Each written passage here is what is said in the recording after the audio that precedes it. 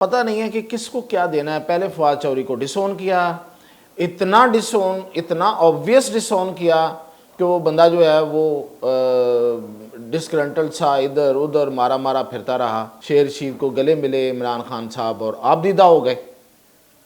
شیر رشید کے سنا الفاظ یہ تھے کہ خان صاحب ملنے پتہ نہیں پھر کیا، مطلب قسمت کا کیا پتہ ہوتا۔ اسٹیٹ بینک کی مدد حاصل کی IMF نے اپنی مرضی کا ریٹ دینے کے لیے۔ ناظرین، PTI، Imran Khan, Bushra be be اس وقت بڑی مشکلات کا سامنا ہے، بڑی مشکلات میں گرے ہوئے ہیں، اور آج بشرا بی بی نے چارسدہ میں ایک مختصر گفتگو کی اور اس کے بعد بہت سی چیزیں اور بھی کلیئر ہو رہی ہیں، اور کچھ جو چیزیں ہیں ان میں کچھ باتوں میں کچھ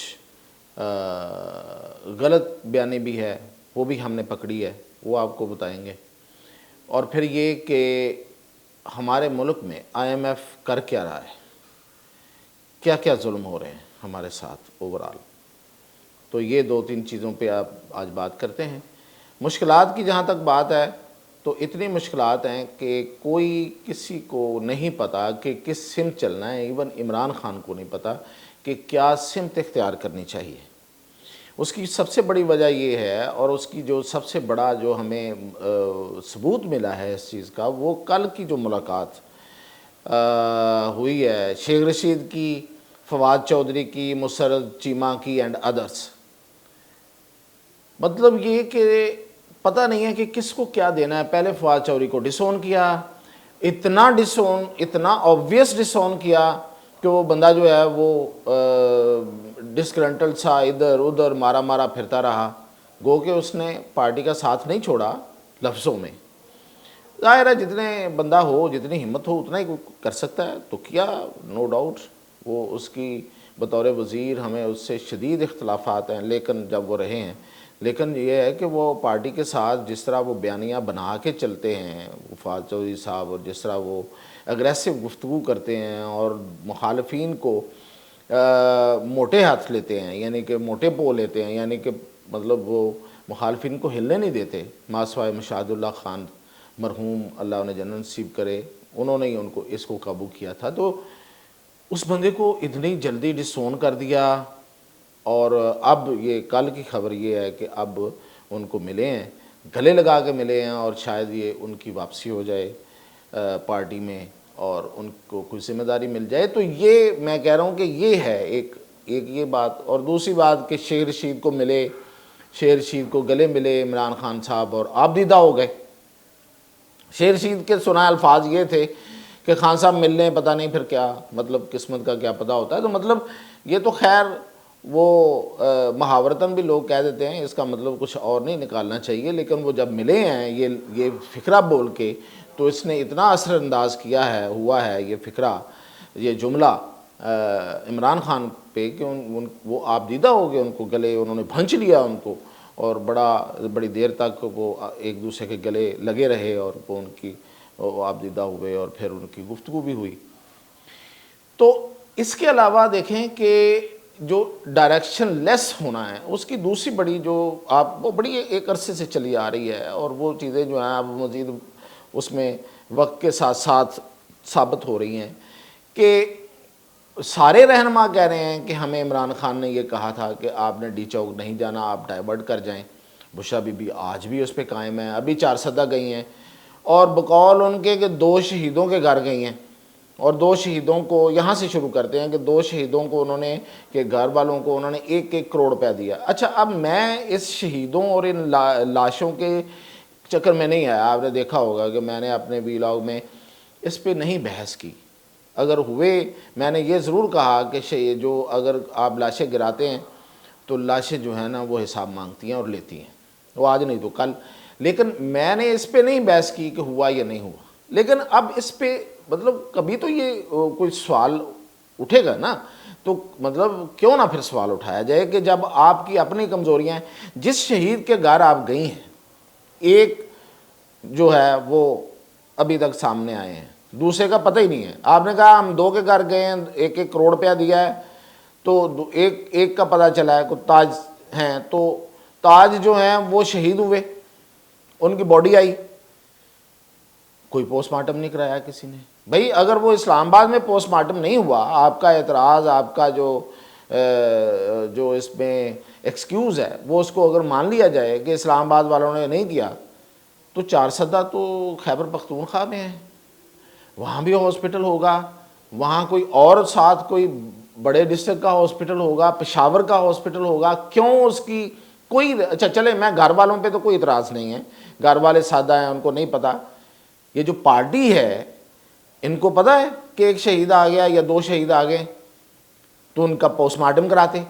پوسٹ مارٹم کیوں ضروری تھا؟ پوسٹ مارٹم اس لیے ضروری ہے کہ اس سے اسٹیبلش ہوتا ہے کہ کون سی گولی لگی ہے.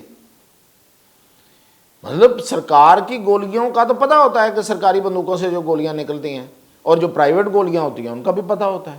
تو وہ فورینسک جو ہے اور جو پوسٹ مارٹم ہے وہ سب بتا دیتا ہے.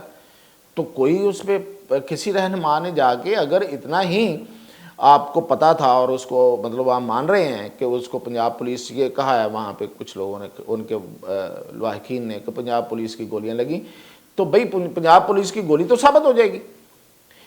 تو میں پھر گھر والوں کی بات نہیں کر رہا, میں تو یہ کہہ رہا ہوں کہ وہ جو رہنما تھے اس علاقے کی جو تنظیم ہے یا یہ خیبر پختونخوا کے جو رہنما ہیں وہ کیوں نہیں آئے, انہوں نے وہاں کیوں نہیں کروایا ان کا پوسٹ مارٹم. رپورٹ لے کے سامنے آتے, جس طرح یہ فارم 47 لے کے سامنے آتے ہیں, رپورٹ لے کے سامنے آتے کہ یہ ہے جی رپورٹ, اس میں لکھا ہوا ہے یہ سرکاری گن کی جو گولی ہے وہ لگی ہے. تو ٹھیک ہے کہ کسی کا نقصان تو نقصان ہے, جیسے بھی ہو گیا, اور اس کی آپ نے کمپنسیشن کی. اب آپ نے وہاں پہ بشرا بی بی نے وہاں کھڑے ہو کے یہ دعویٰ کیا کہ وہ جب ڈی چوک میں تھیں تو ان کی گاڑی کا کسی کو نہیں پتا تھا. یہ بالکل غلط بیانی ہے.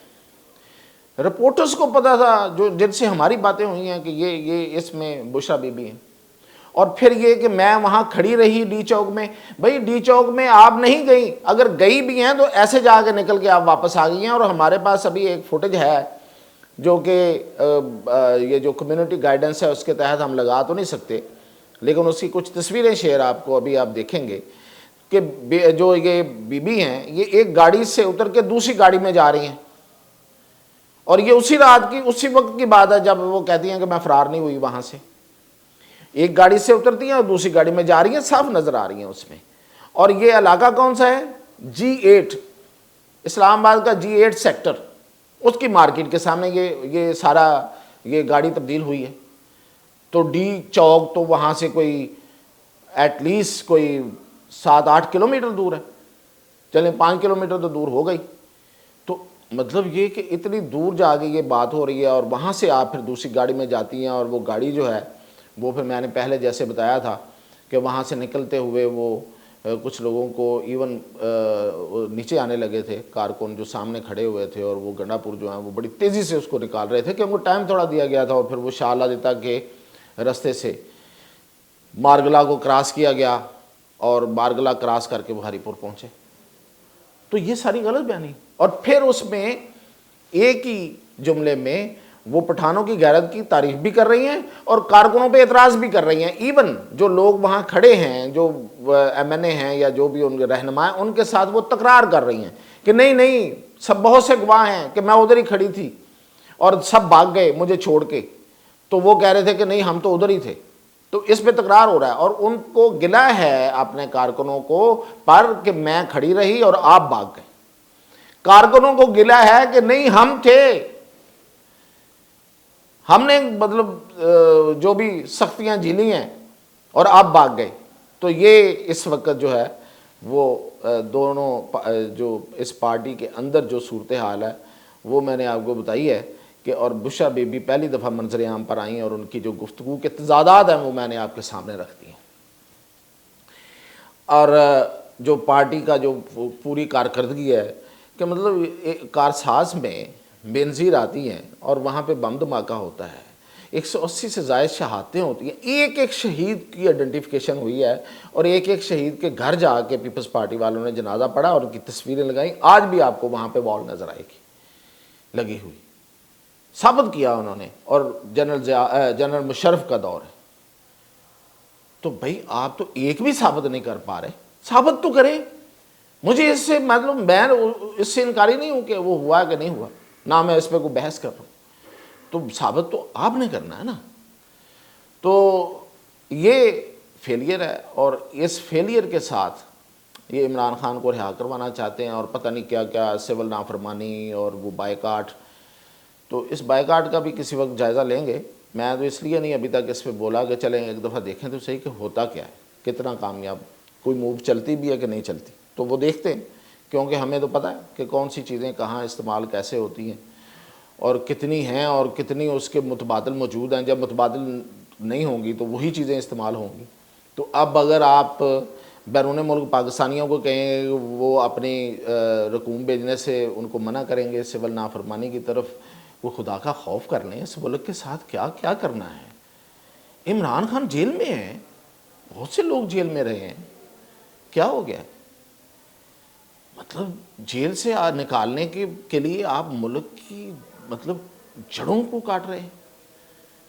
کچھ سمجھ نہیں لگتی. مطلب یہ بات کرنے والوں کو بھی آج پتہ نہیں آج کل کیا کہا جاتا ہے، اور جو بات جو ہے وہ بغاوت کی کرے، اور یہ بغاوت ہوتی ہے اپنے ہی ملک میں، اپنے ملک کے خلاف بغاوت، کیسی بغاوت؟ تو خیر، اب ہم آتے ہیں کہ ہمارے ساتھ دوسرا ہاتھ آئی ایم ایف کر رہا ہے. یہ تو کر ہی رہے ہیں سارے لوگ مل کے. آئی ایم ایف نے یہ ایک شرط لگائی تھی اور یہ اپنا بڑا اصولی موقف سامنے رکھا تھا کہ آپ ڈالر کو ملک کے اندر کنٹرول نہیں کریں گے، اس کو مارکیٹ فورسز پہ چھوڑ دیں گے. جو یعنی کہ اس کی قیمت جو مارکیٹ ڈٹرمن کرے، جو مارکیٹ طے کرے وہی رہے گی، اور اسٹیٹ بینک جو ہے اپنا رول نہیں اس میں پلے کرے گا. اسٹیٹ بینک جو ہے نیوٹرل ہو جائے گا اور اس کو فلوٹ کرنے دیں. چلیں جی، یہ بھی مان لیا. یہ شرط امریکہ پہ بھی ویسے لاگو نہیں ہوتی. امریکہ کا بینک جو ہے، مرکزی بینک جو ہے وہ کرتا ہے، لیکن ہم پہ انہوں نے لاگو کیا، مان لیا جی. لیکن اب کیا ہو رہا ہے؟ ہو یہ رہا ہے کہ اگین اسٹیٹ بینک کی مدد حاصل کی آئی ایم ایف نے اپنی مرضی کا ریٹ دینے کے لیے. تو اس وقت جو پاکستان کے اندر ڈالر کا ریٹ ہے، یہ ایک سٹڈی آ گئی ہے، ایک جو اس کرنسی سے متعلق ایک ادارہ ہے تولا ایسوسیٹس ان کی، کہ پاکستان میں اس وقت جو مارکیٹ کے مطابق ریٹ ہونا چاہیے ڈالر کا، وہ 211 روپے کچھ ہے، 12 لگا لیں، یہ بنتا ہے. اور ہمارے ملک میں اس وقت ڈالر ہے کتنے کا؟ 287 200 اس کے اراؤنڈ ہے. یعنی کہ 67 روپے زیادہ ہے، 67 68 روپے ہم زیادہ ڈالر جو مہنگا ہے مارکیٹ کی ریٹ سے زیادہ. یعنی کہ مارکیٹ جو اس کا ریٹ ڈٹرمن کرے، ہم اس کو ابھی کنٹرول نہیں کر رہے. الزام تھا نا کہ ساگڈار کنٹرول کرتا رہا، یہ ہوا وہ ہوا. اب اس کو آزاد چھوڑا ہوا ہے. آزاد تو نہیں ہے وہ. اب اسٹیٹ بینک جو ہے اس نے پچھلے 2 مہینوں کے اندر 2 دفعہ مارکیٹ سے ڈالر خریدا ہے، صرف اس لیے کہ یہ ریٹ اسی جگہ پہ رہے جس جگہ پہ آئی ایم ایف کی ریکوائرمنٹ ہے. تو آئی ایم ایف کی ریکوائرمنٹ تو اصل میں کچھ اور تھی، یعنی کہ باتیں لکھی ہوئی کچھ اور ہیں اور عملاً کچھ اور ہے. آپ جب آپ اصولی مذاکرات کرتے ہیں تو آپ اصولی بات کرتے ہیں کہ اس کو مارکیٹ فورسز میں رہنے دیا جائے، اور جب آپ کرواتے ہیں تو کچھ اور کرواتے ہیں. تو یہ آئی ایم ایف جو ہے وہ کتنا ظلم ہمارے ساتھ اور کرے گا. یہ یاد رکھیں کہ یہ جو 67 روپے ہیں یہ میری اور آپ کی جو آمدن ہے اس سے جاتے ہیں. اور اس سے کیا ہوتا ہے؟ انفلیشن بڑھتی ہے. ہماری مہنگائی کے بڑھنے کی وجہ ہے بہت بڑی ڈالر.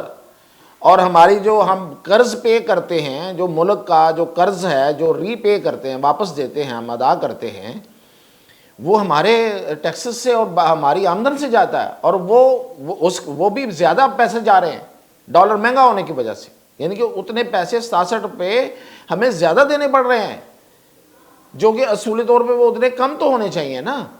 اب تو ہم نے ان کی بات مان لی ہے، لیکن وہ اپنی بات منوا کے بھی زور زبردستی کر رہا ہے آئی ایم ایف.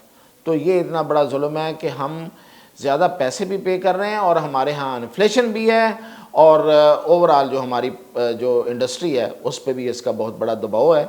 تو یہ ظلم ہو رہا ہے. تو یہ اس کے ساتھ ہی میں اجازت چاہتا ہوں، انشاءاللہ باقی اپڈیٹ کل.